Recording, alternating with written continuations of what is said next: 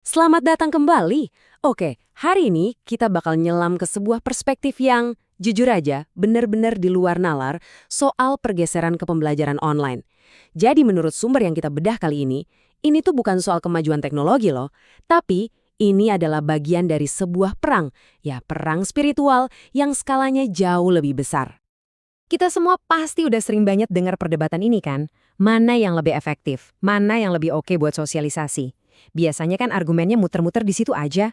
Soal fleksibilitas, soal akses. Tapi gimana kalau ternyata ada jawaban lain yang sama sekali beda? Yang mungkin nggak pernah kepikiran sama kita? Yap, Anda nggak salah dengar. Sumber ini punya premis yang radikal banget, bahwa seluruh pergeseran global ini tuh bagian dari sebuah rancangan spiritual. Tujuannya untuk merevolusi total cara kita menerima sebuah pengetahuan.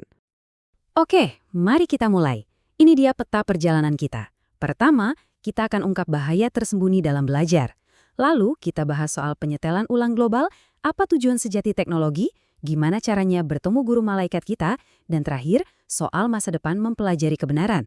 Yuk, langsung aja kita masuk ke bagian pertama. Nah, supaya kita bisa paham sama cara baru yang diusulkan ini, kita harus bongkar dulu nih, apa sih yang dianggap salah sama sumber ini terkait metode belajar kita yang lama, yang tatap muka itu. Dan ternyata masalahnya jauh lebih dalam dari sekedar efektif atau enggak. Jadi, menurut sumber ini, motivasi utama banyak orang belajar tatap muka itu seringkali bukan murni karena pengen tahu, tapi didorong oleh nafsu. Hasrat pengen kelihatan pintar, pengen dipuji, atau ya sekedar buat eksis dan bersosialisasi. Inilah yang dianggap sebagai fondasi yang keruh dalam belajar. Dan disinilah penjelasannya, jadi benar-benar esoteris.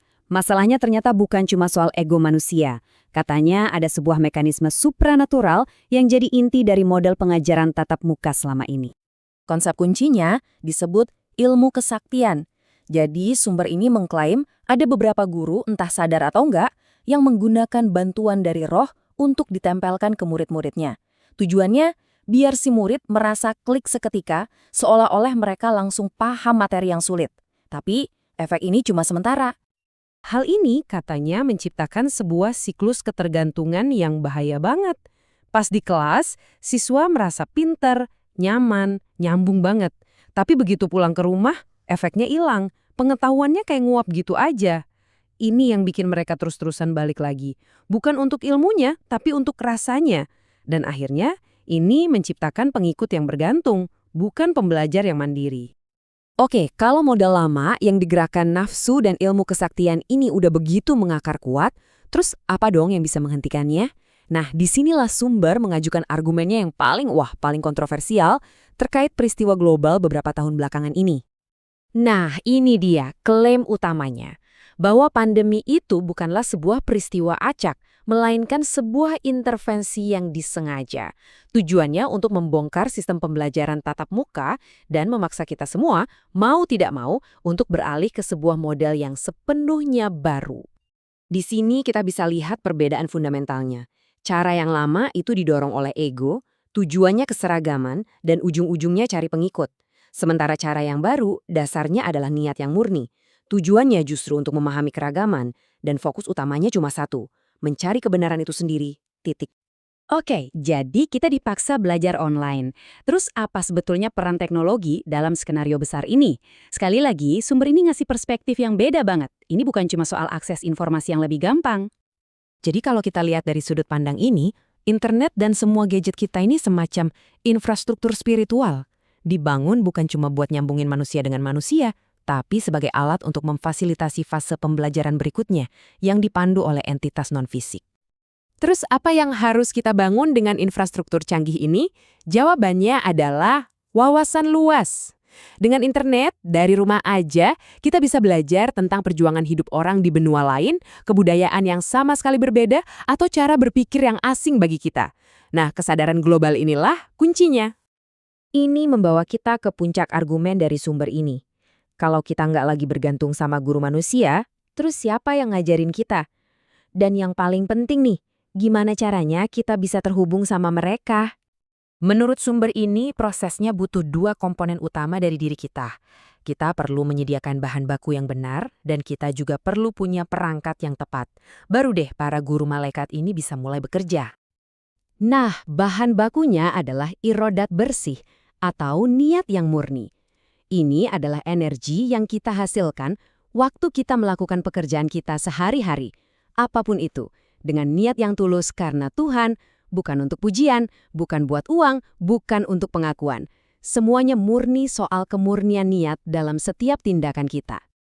Dan inilah perangkatnya, wawasan luas yang kita bangun tadi. Analogi dari sumber ini keren banget sih. Kalau niat murni itu bahan bakunya, maka wawasan kita tentang keragaman manusia adalah alat yang dipakai para guru malaikat untuk membangun pemahaman di dalam diri kita. Jadi, semakin luas wawasan kita, semakin canggih alat yang mereka punya. Jadi, coba kita lihat hasil akhirnya. Metode yang lama itu menghasilkan ketergantungan, wawasan yang sempit, dan pengetahuan yang cuma dipinjamkan, sifatnya sementara. Sebaliknya, metode baru ini justru menciptakan kemandirian, wawasan yang super luas, dan pemahaman yang terintegrasi secara permanen ke dalam diri kita. Terus, apa dong kesimpulannya? Kemana arah semua ini bergerak selanjutnya menurut visi ini? Kayaknya sih, ini bukan sekedar perubahan sementara. Menurut penjelasan ini, COVID-19 itu baru gelombang pertama. Katanya, bakal ada lagi peristiwa-peristiwa lain yang dirancang untuk terus mendorong kita menuju kemandirian spiritual dan melepaskan keterikatan kita pada satu sosok guru sebagai satu-satunya sumber kebenaran. Nah, inilah intinya. Poin paling pentingnya adalah bahwa kekuatan untuk benar-benar paham itu nggak terletak pada sosok di luar diri kita, sehebat apapun dia. Kuncinya ada di dalam diri kita masing-masing, dan itu diaktifkan oleh kemurnian niat kita dalam menjalani hidup. Dan kita tutup pembahasan kali ini dengan sebuah pertanyaan untuk kita renungkan. Di dunia yang makin nyambung secara digital, kita sering khawatir soal keterasingan, tapi sumber ini justru mengajak kita mikir sebaliknya. Mungkinkah alat yang kita pegang setiap hari ini sejatinya adalah sebuah portal menuju pemahaman yang jauh lebih agung?